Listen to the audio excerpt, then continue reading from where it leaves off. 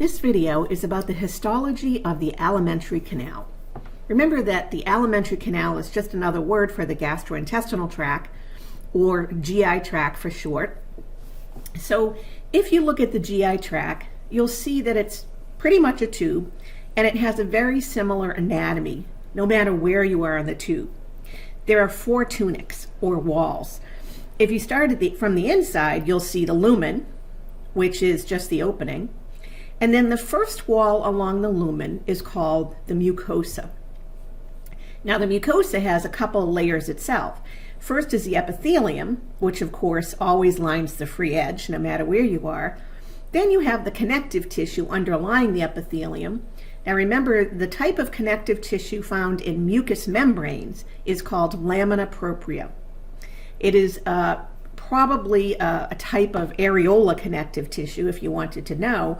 But again, lamina propria is just a general term for the type of connective tissue found in mucous membranes. And then underneath that, you'll find a very thin layer of muscle. They call this muscularis mucosa. So the first wall is called the mucosa. Underneath this, or we would say deep to this, is actually the submucosa. The submucosa is connective tissue, and you'll see some glands in it that secrete different products, enzymes and things into the inside of the lumen. There's blood vessels, there's lymph nodes, there's nerves, and then deep to that you would find the muscularis externa. The muscularis externa generally has 2 layers of smooth muscle. The circular layer is running in a circle. So in other words, the skeletal muscle fibers are running in this direction, around. And then deep to that is the longitudinal layer. And in this case, the skeletal muscle fibers, smooth muscle fibers, are running this way, north to south, which is why they call it longitudinal, like the longitudinal lines on the globe. And then lastly, the outermost layer is called the serosa.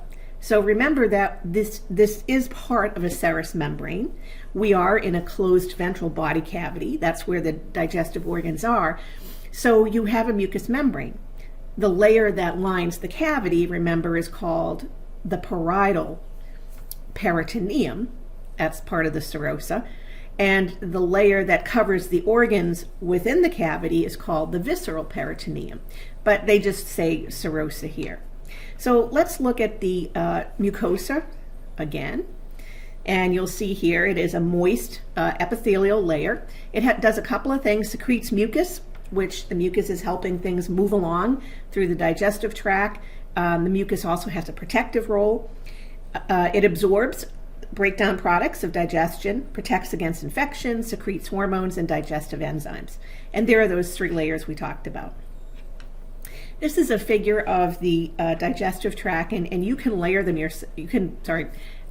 label it yourself, which is probably a good thing to do, but I'm going to move on.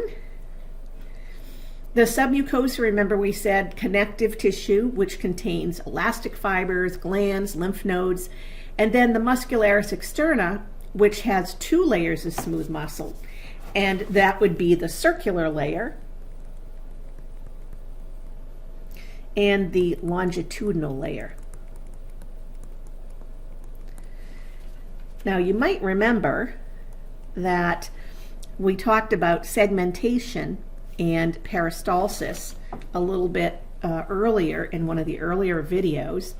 And peristalsis is when you have adjacent regions of the tube contracting. So the smooth muscle in adjacent regions is contracting. And what this tends to do is push food forward in the digestive tract. So both the circular layer and the longitudinal layer help to move food forward. Segmentation is when non-adjacent regions of the digestive tract contract. So they might move the food forward, then backwards, then forward, then maybe squeeze it in the middle and break it up. And the purpose of segmentation is really to break down food, but also to mix it with digestive enzymes. And then lastly, we have the serosa, which is actually the visceral peritoneum. So let's take a look at a couple of sections of the digestive tract, and this part is the part coming from the esophagus. Now, the esophagus is not in a closed ventral body cavity, so it does not have a serosa on the outside. Its outer layer is called the adventitia, which is a type of connective tissue with lots of collagen in it. If you look in the middle, you'll see the lumen, and the lumen here is kind of squiggly, and the reason it's this way is because when there's no food in it, it just collapses, and that's the shape you get. This dark purple here is the mucosa, of course, lining the free edge, lining the lumen. In this case, it has stratified squamous as its type of epithelium. Underneath that, you have the submucosa, which is lamina propria. Here they're telling you it happens to be areola connective tissue. Oops. This area right in here, that would be the muscularis externa. And you can see the two layers. So this layer, which looks like it's a little darker pink, this would be the circular layer, where the cells are running in a circle around the lumen. So if you could look close enough, you would see that. This layer is the longitudinal layer, where the cells are coming straight out at you, which is a little hard to see, but they would be coming straight up and down the tube. And then you have the adventitia, because we're not in a closed ventral body cavity. This is a slide you're going to be looking at during the lab, the stomach. So the fundic stomach is actually the top of the stomach. It's a portion, and you're going to have to find the four layers. So here you can see the white part is the lumen. And you'll notice that when the stomach is empty, which is it is in this case, it kind of forms these giant ridges called rugae. These are called rugae, and you are going to see these in the cat, these big ridges here. But if I said, where's the mucosa? Well, start with the free edge and go to where the tissue seems to change. So it's hard to see in this picture, but this would all be mucosa. Underneath that would be the submucosa. So I could probably outline it for you here. Okay, so the submucosa is in between this area. It's in between the black lines. Submucosa, remember, it's connective tissue. You've got some glands. I can kind of see some glands there. And then the muscularis externa is basically from this black line here right about somewhere to about here. So it's a little hard to see. You can't see the two layers here because it's the image. This image is not that great, but you will when you look at the slide for the lab.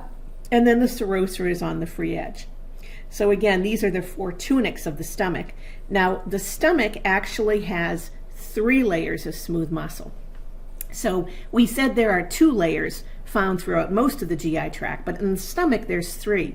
And it's a little hard to see on this slide, but there's the 3rd layer is called the oblique layer, and it is very difficult to see on slides. It would be probably right here. Now, oblique means it's at greater than a 90-degree angle.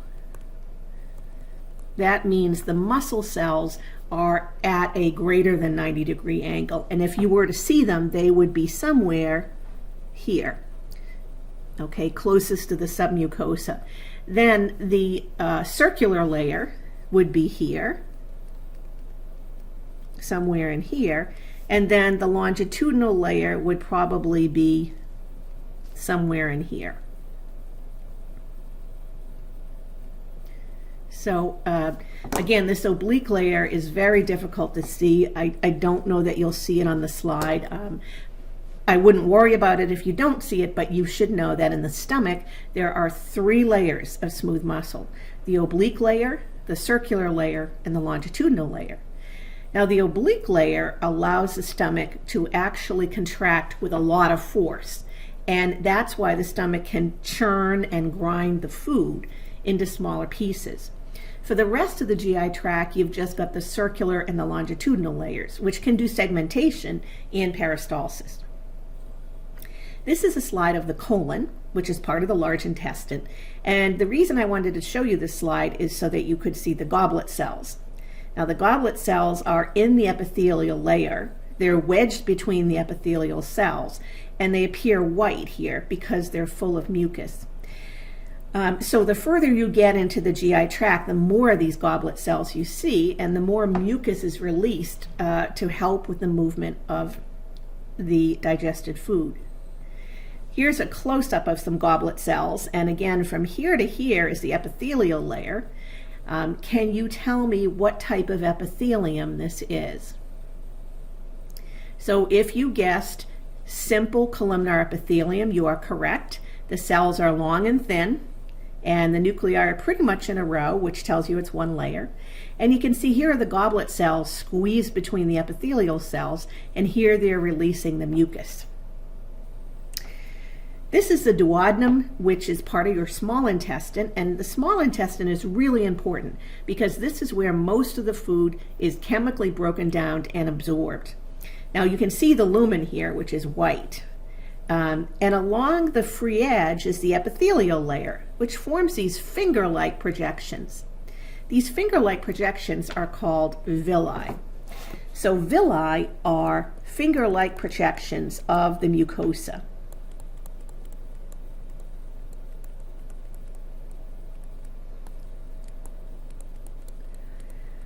Now you might remember microvilli.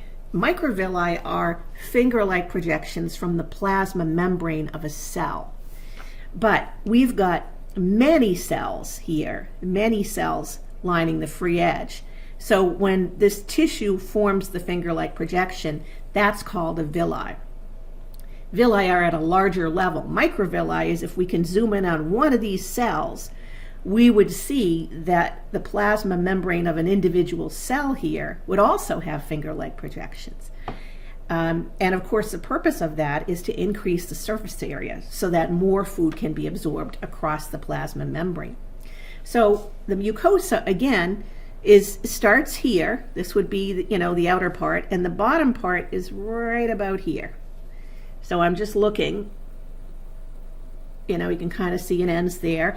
Now from here to here, we have the submucosa. Okay, so you'll see right here, submucosa. You can kind of tell that's all the same, similar. These are the glands that release serous fluid and also mucus. And then from here to here is the muscularis externa. Muscularis externa. So it's a little hard to see, but you might be able to see that above this black line, the cells are traveling in this direction. This is a circular layer. Below it, you can't really see the shape of the cells because they're coming straight out at you. They're the longitudinal layer, and then here's the serosa. This is the ileum. This is a slide you're going to be looking at, and this is also part of the small intestine. This is where the small intestine hooks up with the large intestine, the ileum. It's the last stretch of small intestine. So again, you can see the lumen here, the free edge, and along the free edge, again, we've got villi. So if I said, show me the 4 tunics, well, the mucosa starts at the free edge and it goes all the way down here. So this would be the mucosa right in here. Now the submucosa is kind of weird because it has these big purple things in it. This is the submucosa. Again, made of connective tissue, and can see some glands. These big things are part of your lymphatic system, and these are called Peyer's patches. And that's because by the time you get to the ileum, there's actually a fair amount of bacteria and other harmful substances in here. And these Peyer patches are helping your immune system at this point.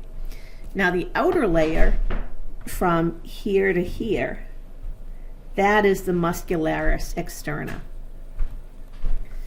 And you can see that right about here is the circular layer. So there's the circular layer, and from here to here, that's the longitudinal layer.